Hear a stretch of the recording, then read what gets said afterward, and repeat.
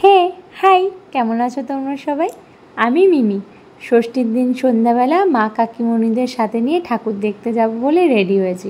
তোমাদের সাথে get ready with me share করেছি। ষষ্ঠীর সন্ধ্যায় সবাইকে নিয়ে ঠাকুর দেখার অভিজ্ঞতাটা তোমাদের সাথে শেয়ার করি। আমরা আছি এখন লিংক রোডে। অগ্রণী ভেতরের রাস্তায় হয়ে লিংক রোড আসতে আমাদের আধ ঘন্টা সময় লেগেছে। সমস্ত গলিতেই 4 হুইলার নয় বাইকের জ্যাম। যাই হোক করে আমরা এসছি এখন প্রথমে ঠাকুর দেখতে আজকে মার্কনি। তারপরে অনেকটা দূরে গাড়ি পার্কিং করে আমরা প্যান্ডেলে ঢুকছি। ষষ্ঠীর সন্ধ্যায় এটাই আমাদের ভালো করে ঠাকুর দেখা, আর এটাই লাস্ট ঠাকুর দেখা। প্রথমে ঢুকেই লায়নটাকে মিভুর চোখে পড়েছে। লায়নটাকে ভালো করে দেখে নিয়ে আমরা প্যান্ডেলের ভেতরে ঢুকছি। কি অপূর্ব করেছে! সামনে ভিড় সামলে প্রতিমার দর্শন পেলাম। এই যে মার্কনির প্রতিমা, খুব সুন্দর হয়েছে। যেদিন ব্যানাচিতি থেকে মার্কনিতে ঠাকুরটা নিয়ে এলো সেদিন আমরা ছাদের থেকে দেখেছিলাম। কি বিভৎস ভিড় হয়েছিল রাস্তায়। প্রতিমার মুখটা বাঁধা ছিল কিন্তু দেখেছিলাম। আর প্যান্ডেলটা তোমাদের দেখাই একটু। বলো তো কী দিয়ে বানিয়েছে প্যান্ডেলটা? একটু ক্লোজ দেখাই, তাহলে বুঝতে পারবে। এই দেখো, থালা, ছোট ছোট বাটি, প্রদীপ, ধূপদানি, চামচ, কতটা সুন্দর হয়েছে না? কি ইউনিক ব্যাপার, খুব ভালো হয়েছে।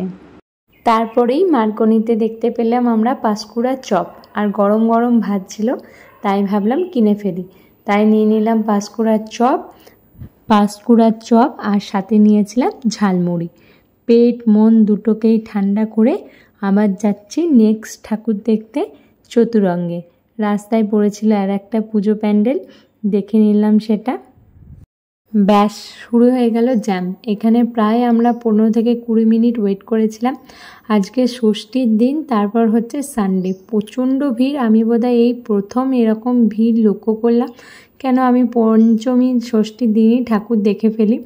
এই যে গাড়ি পার্কিং করে আমরা যাচ্ছি এখন চতুরঙ্গের ভেতরে। এত ভিড়, এখানে ব্যারিকেড দিয়ে পুরো আটকে দিয়েছে।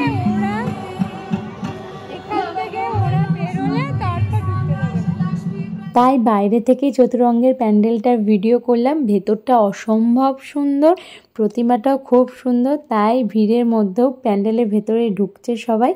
আমি বাচ্চা নিয়ে গেলাম না, যাওয়াটা ঠিক হবে না। আর এখানে ছোট্ট করে ব্যান্ডের প্রোগ্রাম হচ্ছিল।